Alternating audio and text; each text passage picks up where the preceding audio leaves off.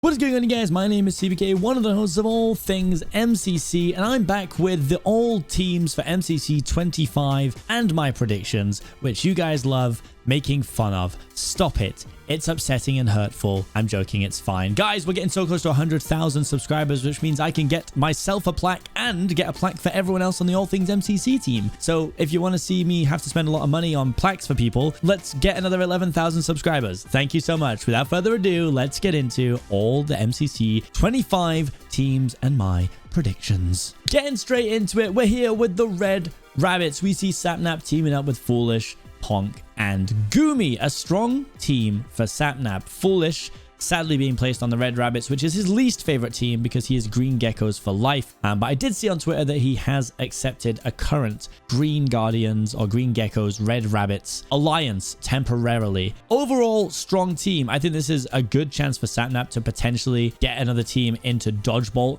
Always good to see Ponk and Goomy coming back. Foolish has been just showing strength to strength. I think he's still waiting for his pop-off MCC. And Sapnap will simply just be doing Sapnap things.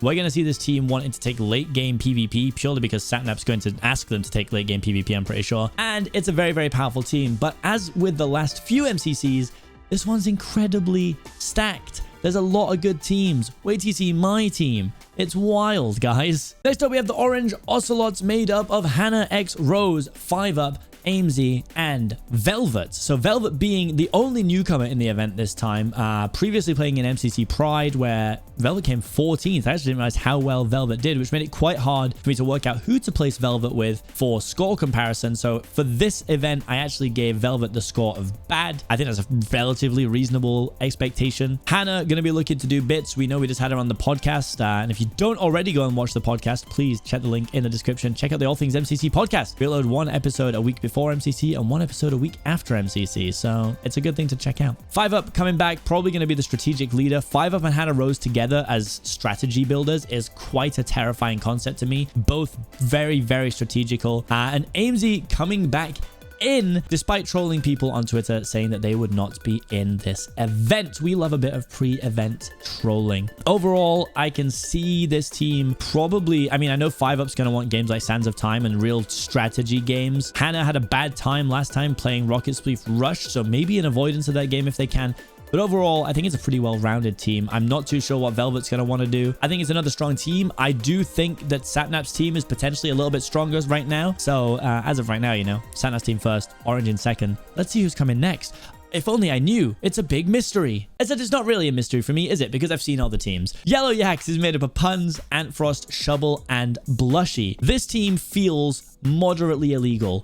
Puns is incredibly strong. Definitely still in cracked arc right now. Really popping off. Antfrost also does incredibly well. What we're going to see here is if we can see Shovel and Blushy put up their best performances, which I really think we can see from them this time, then this team is an absolute shoo-in for looking to get first place. I say that because as a general, I feel like there's a slight weighting towards the PvP games. Again, we don't know the games yet. We have no idea what's going to be played, no idea what's going to be benched. But when PvP games get played late, it can really, really change the tide of the event. And if it does happen, I can see teams like Yellow and teams like Red really, really, really popping off. So going to be a great team dynamic too. I think this is a very competitive team. Shovel is very chill, but does like to play competitively.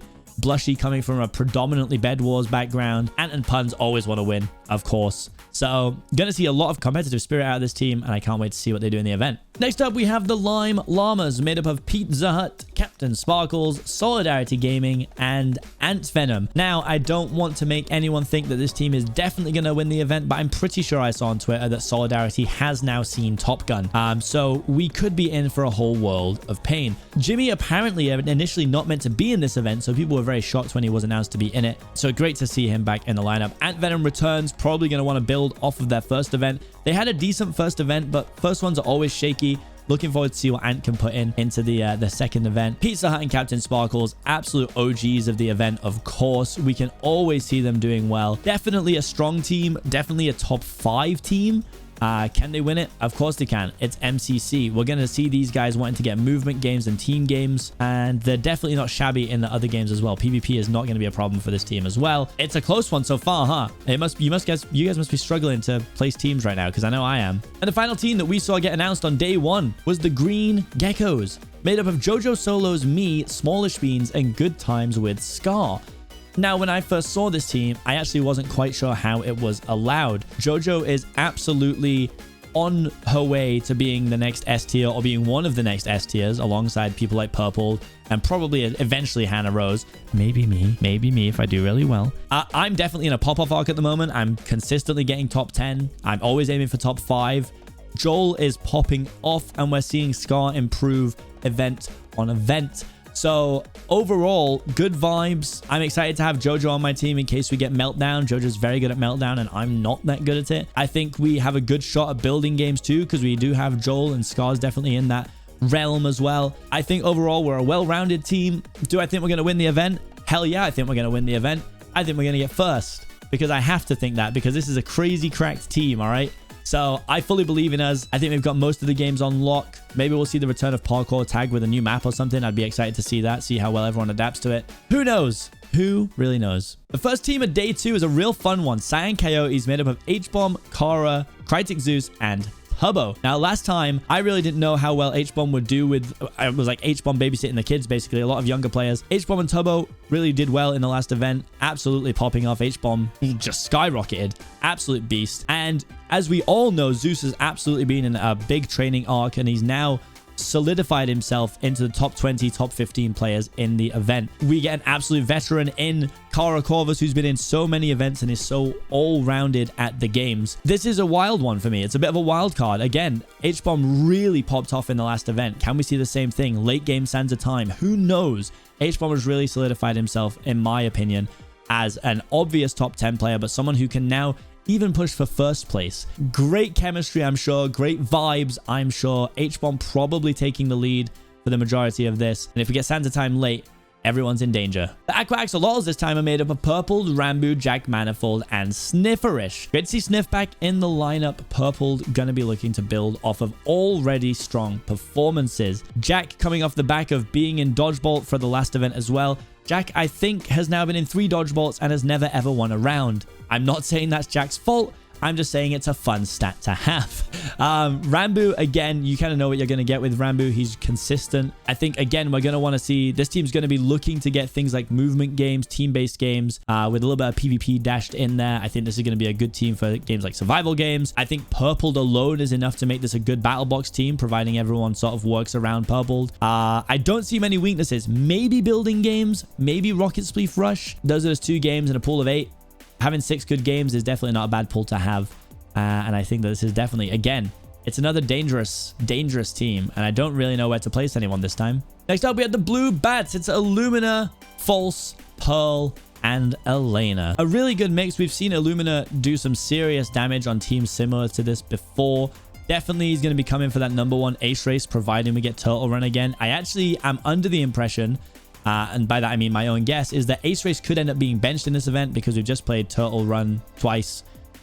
We could get it a 3rd time and then it might get benched, but I think until we get another new map, that it will become pretty stale pretty quickly. So we could see it one more time, but it could get benched this time around. I think we're going to see Illumina absolutely taking the reins here. You know, he's an absolute beast. The rest of the team are also fantastic, but the standout here is definitely going to be Illumina. If he can give the right guidance and these guys can pop off and play their best, then we can absolutely... see a very, very strong team. I would say that there are really no weak teams in this event. I'm going to have to put a team in 10th place. People are going to get mad about it, and I'm just going to have to deal with that. It's going to be a fun one. Let's see the next team. Purple Pandas is such an interesting one to me because we see Fruit, Sam, Eric, and Wisp. And I don't know how well all these guys know each other outside of the event, but I don't think they've teamed together too much in the past. It's always so much fun to see Wisp in. Wisp is my boy, and I love to see him get to compete in MCC, and he's done super well. I've teamed with him before as well.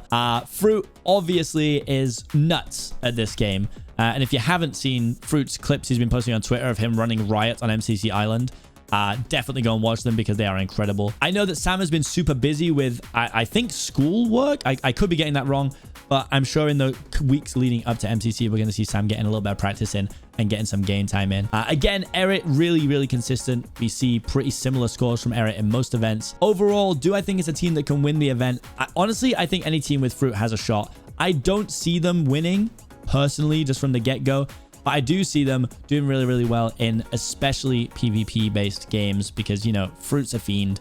Fruit loves it, and if you can guide everybody else, get them to follow him, they're going to be good. And the final team is the Pink Parrots, made up of Filza, Wilbur, Grian, and Smager. This is super interesting because everyone has been requesting Socket Duo for so long. And yesterday they got the other Socket Duo, which is me and Jojo. And it's kind of like we have Socket Duo at home and it's us. This is the real Socket Duo. Everyone's going to be excited for this one. We finally get the Wilbur Grian pairing. Filza and Wilbur kind of come in as a duo. Grian and Scott kind of come in as a duo in this one. I am frightened of this team because if this team gets a late event build mart and they get late event team games, then this can absolutely be a fantastic team. Without late game building games or late game team games, I do think this is a middle to bottom of the table. I know no one's gonna like to hear it, but that's just the way it is. I think statistically they don't do terribly in PvP games, but it's absolutely not a strength of this team. But I've been proven wrong a million times before, and as everyone has had MCC Island to play on before this event, it really does mean that everyone is going to have slightly higher skill level in games like Hole in the Wall, Sky Battle, Battle Box. Everyone has been grinding it and everyone's been getting better. So we're going to see one of the most competitive MCCs that we've ever seen, in my opinion. And placing these teams as a 1 to 10 is going to be absolutely brutal. I don't know what I'm going to do. People are going to react to it on streams and I'm going to feel terrible. But it's the nature of the beast. So let's take a look at some of the simulations. So you can see above my head right there that the Season 2 averages, if we were going to run it off, means that Green, which is my team, is actually the strongest team in the event statistically. Not by a great deal. And then Orange is kind of skewed because we don't really know what Velvet's average is actually going to be. Orange being the weakest team based on Season 2 average alone. We do see here the top 10. Do I make it in? 3, 6, 9. I literally am number 10. Good for me. I'm really holding it down here. And you can see even on Season 2 average, if you switch over to Season 1 average, I actually wouldn't guess there'd be much of a change. Actually, there's quite a significant change if we change to overall average, but that means disregarding some of the games from Season 2. So there's not really much point in doing that. But we can get a good breakdown of games. So, I mean, for me, I think that my team personally would be pretty good at Sky Battle, but let's see what it says. On average, we'd finish 3rd, with yellow coming in 1st and purple coming in 2nd, red coming in 4th. That's what I'm saying. This one is a very PvP heavy event, I feel like. There's a lot of teams in this one who are going to want PvP games, and I think that's going to be a really interesting thing to watch. Ace Race, as expected, we would have seen my team doing relatively well in that one. Jojo does well. I do really well in that one as well. Then we have Joel here, and to be fair to Scar, he's only had a couple of opportunities to play Ace Race. Show it a little bit of grinding, we can get him up there, no problem. We're probably going to see the returners get to the other side, which isn't a great game for my team. We actually come 6th place in that one. But it's only 100 points on average behind 1st, which is unbelievably close. So I think what we're in for here is a super close event. Again, there's only so much the statistics actually mean. Obviously, it's just because someone is statistically ranked in a certain way in a certain game, it doesn't mean that it's always going to play out like that. And let's do a fun little simulation of a potential game order just to see if we can work out what might happen here. So if I just had to have a random guess, because again, I don't know what games are in it, I went for Parkour Tag, Build Mart, Rocket Spleef Rush, Grid Runners, Battle Box, Sky Battle, Hole in the Wall, and Sands of Time. Again, I'm not sure if we're going to see survival games come back. I'm not sure if we're even going to see Parkour Tag back in the mix, but if it is, I think it'll probably be a pretty early game. And that would leave us with these results right over here. Purple coming in 1st, pink coming in 2nd, and green coming in 3rd. As you can see, the overall coin range from the average is 1403. If we go from Season 2 average, it's actually 1398. So, interestingly, not much difference between averages from Season 1 to Season 2. But without further ado, let me give you my top 10 teams. See how I think they're going to do. This is just an initial call. Don't hate me. But I do want to see your guys' ideas in the comment section as well, of course. So, if you want to leave a comment down below, giving me your exact top 10, or even just placements like roughly like red will come 1 to 3, purple will come 5 to 7. You know, I'd love to see it. I'd love to read through. And, if one of you gets it right, I'll pin the comment after the event. That could be pretty fun, right? All right, as always, take this with a pinch of salt. I eyeballed these. I didn't look into too much. I just kind of went off of pure vibe alone. Forgive me. 10th place, Orange. 9th, Blue. 8th, Cyan. 7th, Lime. Aqua 6th, Pink 5th, Red 4th, Purple 3rd, Green 2nd, Yellow 1st. Yeah, I mean, this is just my initial thoughts. I haven't gone through each individual game to see where they'll place or anything like that. These are just my vibes and feelings. Some people are going to be annoyed by it, I'm sure, but it is what it is. Maybe it'll motivate people to do super well. Who knows? Guys, let me know what your top 10 are in the comment section of this video below, please. I really look forward to seeing them. Thank you guys so much for watching. Hopefully you enjoyed this video. These videos usually get around 5,500 likes. If we can get this to 6,000 likes, I will upload a Reddit roundup next week. How about that? Fun little deal for you all. Thank you guys so much for watching. I've been Seapeekay. See you guys real soon.